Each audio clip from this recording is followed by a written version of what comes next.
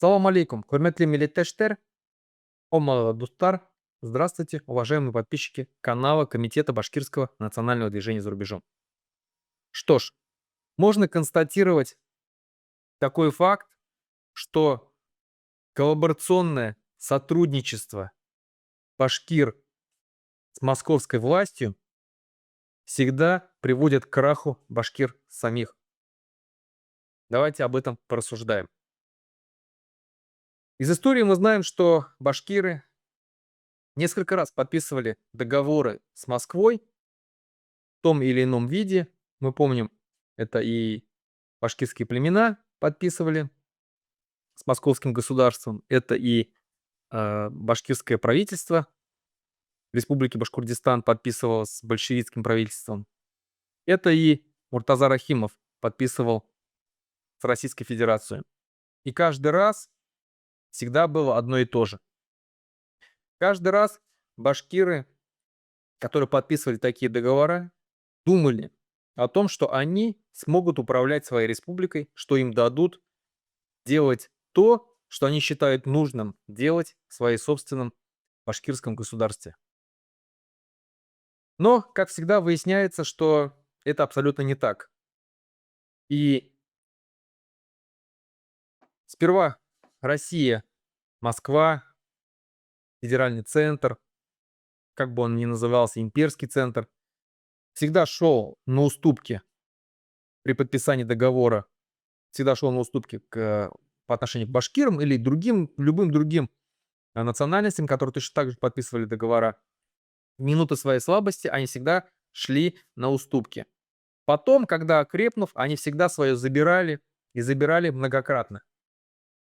А всех тех башкир, которые руководили в республике и думали, что они теперь будут руководить ее так, как они хотят, их всегда обычно убирали, сажали, репрессировали и так далее.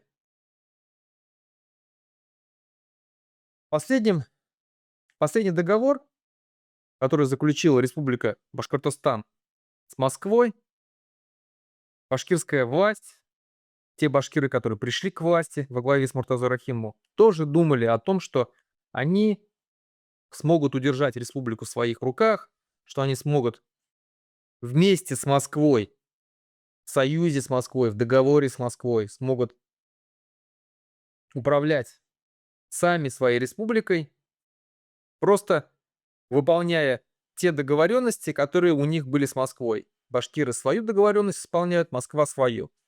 Но, как выяснилось, это так не работает. Москва всегда приходит и начинает указывать, диктовать, как нужно делать, когда она набирает свою силу. Когда она становится сильной, она всегда начинает диктовать. Кто ее не слушается, она начинает уничтожать этих людей. И либо прогинает их. Прогнули Муртазу Рахимова, который до 2010 года, находясь во власти, сдал очень много чего из Республики Башкортостан, из прав нашей республики. Переписал Конституцию Республики Башкортостан, привел ее в соответствие с Конституцией Российской Федерации. Ограничений много, продал очень много наших предприятий для того, чтобы остаться у власти, и думал, что он будет руководить нашей республикой так, как он хочет. Увы, это не помогло, в итоге его сняли. Сняли, а потом зачистили всех тех, кто был рядом с ними, и которые точно так же думали.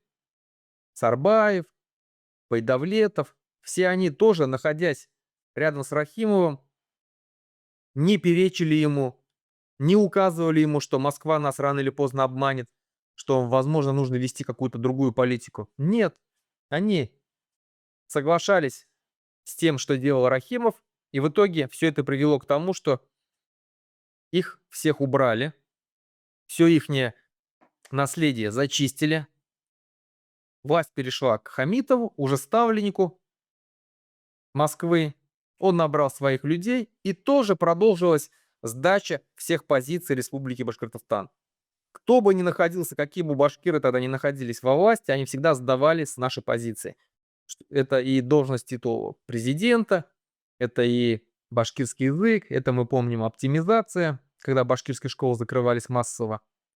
Пришел Хабиров, Все думали: о, пришел башкир свой, сейчас он там у нас здесь в республике наведет порядок, сейчас у нас в Башкортостане будет все, как должно быть в башкирской нормальной республике, башкирском нормальном государстве, пусть даже в составе Российской Федерации. Нет, все продолжилось. Хабиров продолжил сдавать все позиции, зачистил все башкирское национальное движение, пересажали всех башкирских национальных активистов, закрыли национальные организации, продолжили сдавать башкирский язык.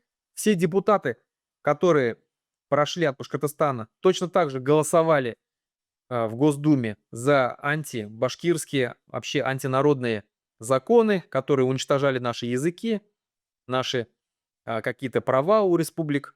Они все из-за это голосовали, думая, что смогут дальше сидеть у власти. Но их все равно это не спасало. Их все равно всех постепенно зачищали и вычищали. Москва, надо здесь вот запомнить один очень большой важный факт. Москва всегда будет зачищать и убирать их из власти тех людей, тех башкир, которые будут думать, продолжать думать, что они ассоциировать себя будут с башкирами, которые будут думать, что они башкиры, которые будут думать на башкирском языке, которые будут отделять себя от русского народа. Такие люди Москве не нужны.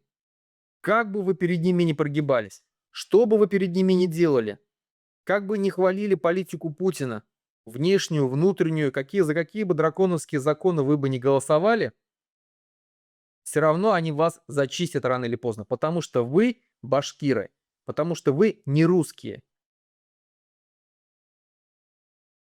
Или вам надо стать такими, как Шойгу, носить русское имя, покреститься, назвать детей русскими именами и везде кричать больше всех, что ты русский больше, чем простой русский.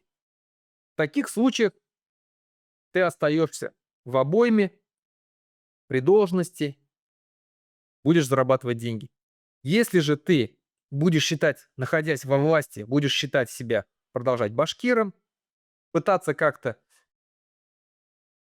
помогать башкирской культуре, башкирскому языку, башкирскому народу, думая, что ты вот сидя у власти, будешь поддерживать во всем Путина, но как-то в чем-то помогать башкирам, работать ради башкирской идентичности, ради башкирской истории, что-то такое, тебя рано или поздно зачистят. Обязательно. И вот последние посадки как раз это ярко показывает.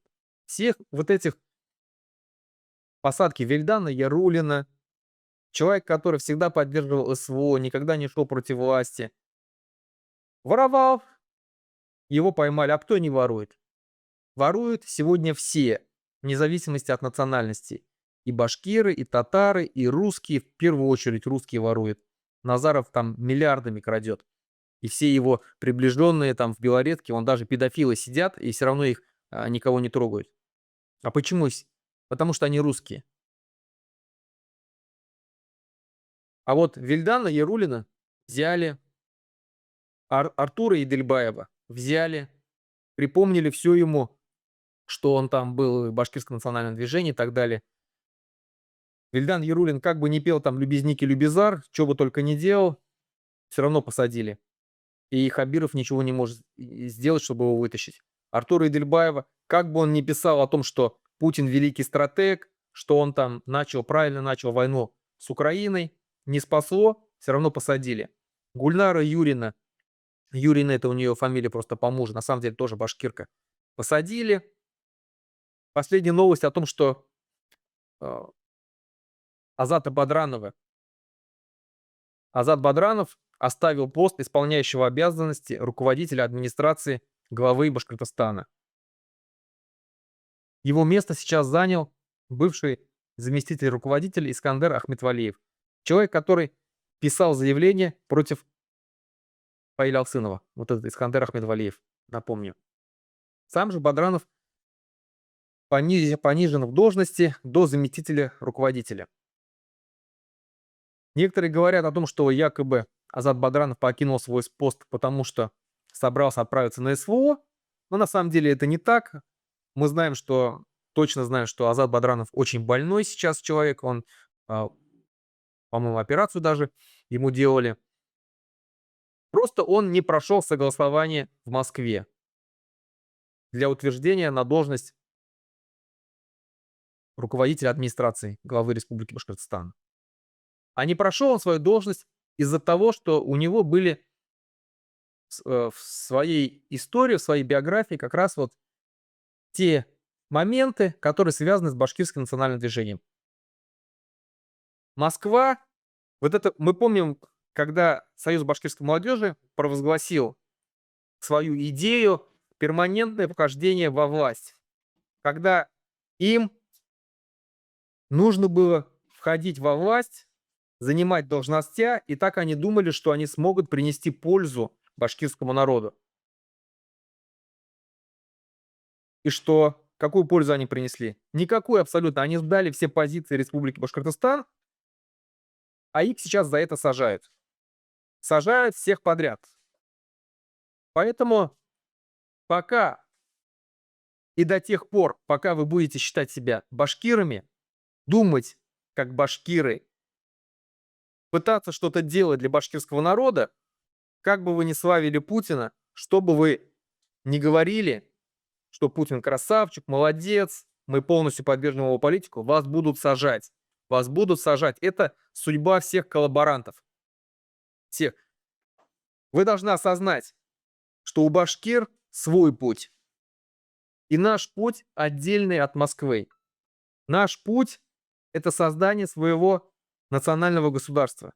Отдельного национального государства. Без Москвы. Где мы сами будем вести свою политику.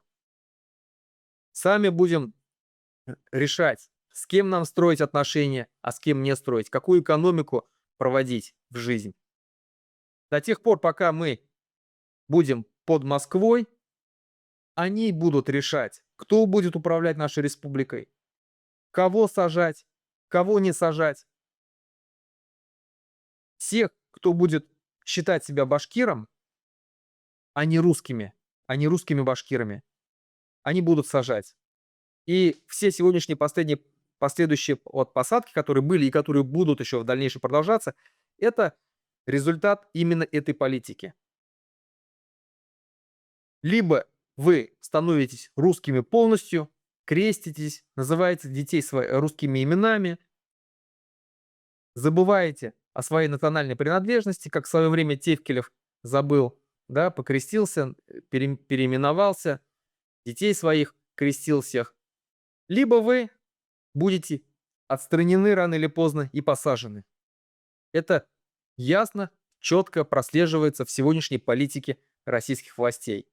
Идет политика по уничтожению всех национальных республик, по уничтожению национальной идентичности. Им не нужны башкиры, чеченцы, буряты, калмыки. Им нужны русские башкиры, русские буряты, русские татары, калмыки и так далее. И пока они этого не достигнут, не добьются, эта политика будет продолжаться. И у нас здесь два пути. Либо мы ассимилируемся и становимся русскими, либо мы отделяемся, создаем свое отдельное национальное государство и сохраняемся как народ. Третьего не дано. На этом все. До свидания. Подпишись на «Свободный Башкортостан».